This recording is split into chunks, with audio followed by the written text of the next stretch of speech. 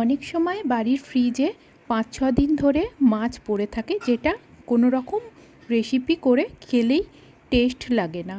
But এই রেসিপিটা একবার করে দেখুন, এইভাবে সবাই বাড়ির আঙুল চেটে খাবে। Welcome to my channel Momoda housewife Bangla. চলুন রেসিপিটা শুরু করা যাক। আমি এখানে নিয়েছি লেজা ও মাথা সমেত রুই মাছের 4টে পিসেস, যেটার ওজন হবে প্রায় 350 থেকে 400 গ্রাম মতো টোটাল। গ্যাসে আমি কড়াই বসিয়ে দিয়েছি এবং দিয়ে দিয়েছি 2 টেবিল স্পুন মাস্টার্ড অয়েল। রান্নাটা সম্পূর্ণ মাস্টার্ড অয়েলেই করার চেষ্টা করবেন, তাতে স্বাদ বাড়বে। তেলটা গরম হয়ে গেলে অ্যাড করে দিতে হবে শুকনো লঙ্কা, তেজপাতা আর গোটা গরম মশলা। ফোড়নটা থেকে খুব সুন্দর একটা গন্ধ বেরিয়েছে। এই অবস্থায় আমরা পেঁয়াজটাকে অ্যাড করে দেবো। এখানে আমরা প্রায় 150 গ্রামের মতো পেঁয়াজ নিয়েছি এবং চপ করে নিয়েছি।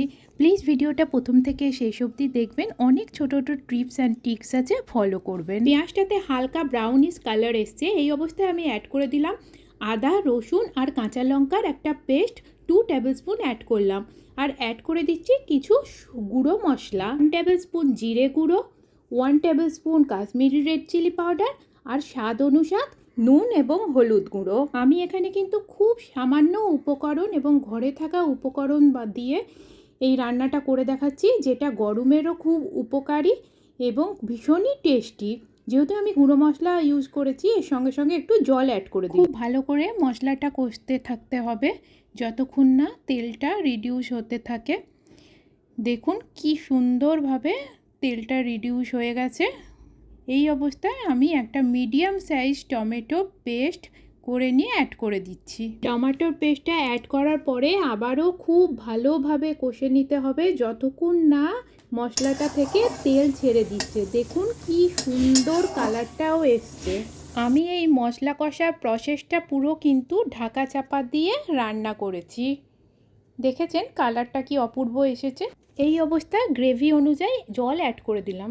জলটা মাছের তরকারিতে আপনি কতটা ঝোল খেতে চান সেই মতো অ্যাড করবেন। আমি কিন্তু এখানে খুব কম পরিমাণে জল অ্যাড করেছি। এবার ঢাকা দিয়ে দেবো। 3 মিনিট ঢাকাটা দিয়ে জলটা ফোটানোর পরে অ্যাড করে দেবো মাছের পিসগুলো, এবং মাছের পিসগুলো দিয়ে দেওয়ার পরেও আবারও 5 মিনিট ভালো করে ফুটিয়ে নিতে হবে। এটা কিন্তু গরমে দুপুরে খাওয়ার জন্য একটা পারফেক্ট রেসিপি এবং খুবই কম মশলা দিয়ে খুব সহজেই এটা আপনাদের বানিয়ে দেখালাম।